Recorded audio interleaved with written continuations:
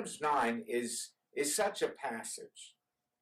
To many people, it is immediately a battleground where those who are Arminians and those who are Calvinists are going to fight to the death upon a field of battle.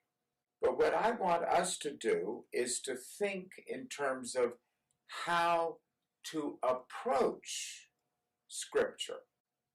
Now, all of us have always heard that you have to look at things in terms of their context. The question, what is the context? Well, you see, our chapter divisions is found first in the King James, and then we've carried on the tradition, are not part of the inspired text. Matter of fact, the literary context would push us back to chapter 8. So in reality, chapter 9 should have begun back in chapter 8. Now, when I taught Romans from the Greek text, one of the assignments for my students was simply this: list all of the questions Paul constructs in the book of Romans. For example, in what we call chapter 8, verse 31, what then shall we say to these things? You see, in chapter 8, he is establishing the golden chain of redemption. This is why he says very clearly that God is causing all things to work together for the good to those who love God, to those who are the called according to his purpose. For those whom he foreknew, he also predestined to become conformed to the image of his Son, so that he would be the firstborn among many brethren. And these whom he predestined, he also called, and those whom he called, he also justified, and these whom he justified, he also glorified. What shall we say to these things? Some theologians would say, what do I say about that? Terrible. God's doing everything. God electing, God predestining, God justifying, he's glorified. Where's man? Where's my part? Paul doesn't give you any part, because salvation is of the Lord.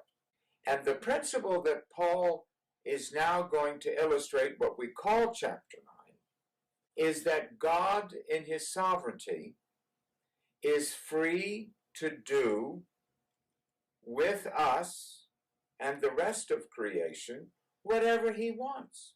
So often people say, Dr. Bob, do you believe in free will? I said, absolutely. God has a free will, and he can do with us as he pleases. Usually they start shouting, no, I don't mean God, I mean man.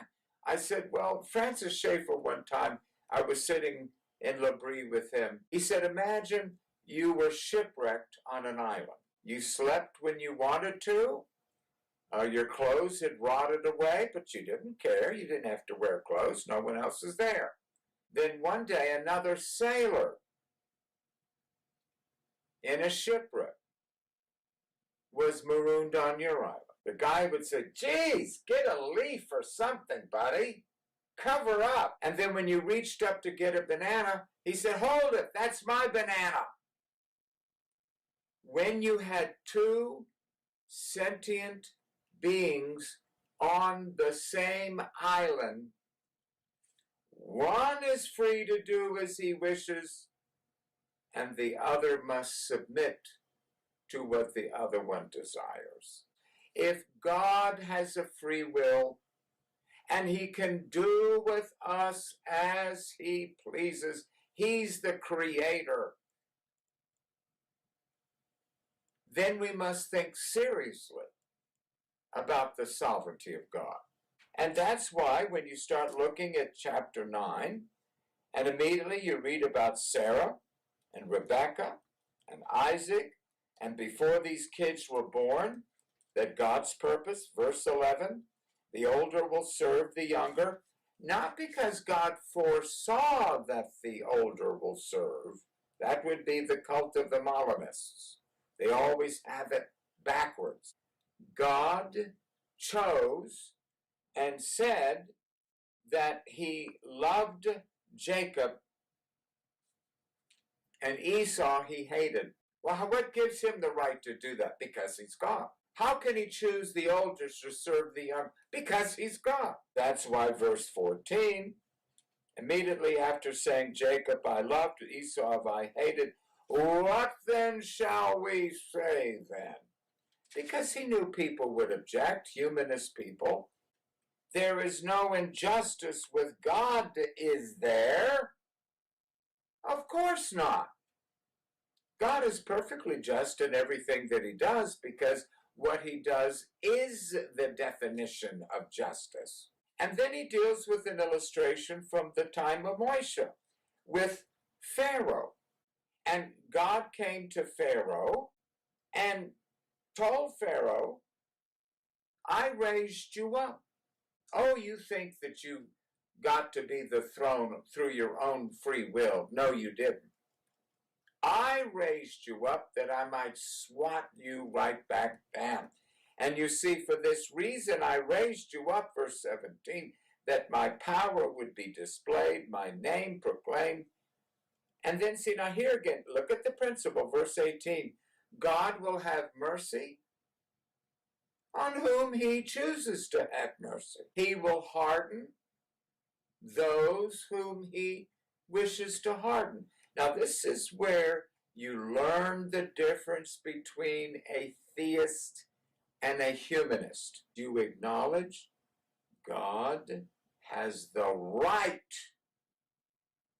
to do with you as he wills. There's only enough room in the universe for one free will, and I'd rather have God have it than you. Does God find fault? No. Who can resist his will? Nobody. Oh man, who answers back to God? Now he uses an illustration of the potter and the clay. So we went from the twins to Pharaoh to the potter and the clay. These are illustrations of the main point that Paul is making. See, people get all hung up in the illustration. Well, does Esau mean a nation? Does it mean an individual? I had one Arminian theologian says, well, it's not speaking of individuals, but nations. I thought to myself, nations are made up of individuals. If you're upset that one person would be destined to perdition, what about millions? You now are even furthermore in the mud because you're discussing, does God have the right to do with an entire nation as he pleases? As a matter of fact, he took away in judgment every single human being except 8 people he chose. Far as I know, there was no sign-up sheet that through their free will they decided to sign up for the cruise. God chose them, and we're told that when they were in the ark that God shut the door. Why do evil things happen to good people? Because there aren't any good people. There's none good. There's none righteous. No one seeks after God. Oh yeah, but I have my aunt, and she's so sweet, she makes the sugar cookies. We're not talking about people being as depraved as they want to be or desire to be. We're simply saying that when God looks at humanity, Psalm 14 and in Romans 3, he said, no one understands. No one seeks after God. Not one. I had a brother-in-law. He called me up one time. He says, I found a contradiction in the Bible. Well, what is it? Well, I found a verse that says no one seeks after God, but I seek after God, Bob. I said, well, let me ask you a question. Is the God that you're seeking after a God who throws people into hell? No. See that? See where we're going? He was searching for a God that would condone his wickedness. He was not seeking for the God of the Bible, but some God that he'd created in his own mind. So the verse stands. No one seeks after the true God. Not just a God. Not just any God. So what we're looking at in what is called chapter 8 and chapter 9 and chapter 11, and again the chapter divisions are so sad, is that he comes to the grand conclusion where God can have mercy there in chapter 11, verses 30 through 33, he can have mercy on whom he chooses to have mercy. So why did God do that? Because he's God, and you're not. And the climax is this: for from him, through him, and to him are all things. The God of the Bible created a universe because he wanted to. For from him are all things. Through him are all things. To him are all things.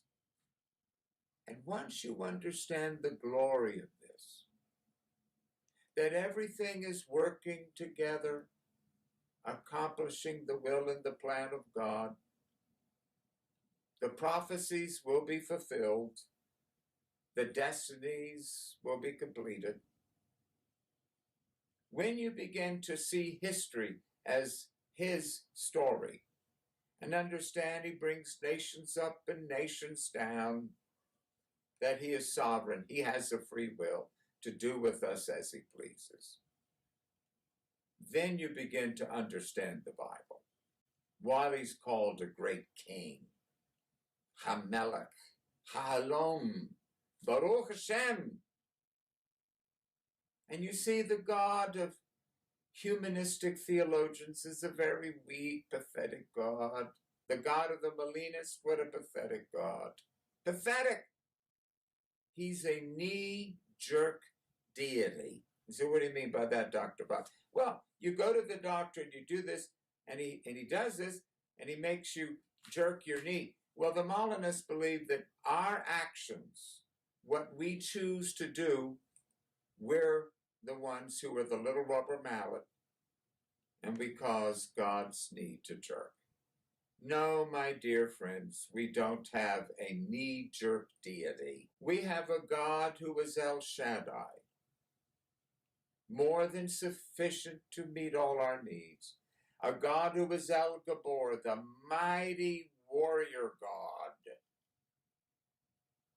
We have a God who is Elohim, plurality and singularity, one God in three persons, Father, Son, and Holy Spirit. And we are chosen by the Father, purchased by the Son, sealed by the Spirit. Blessed God, 3 in 1.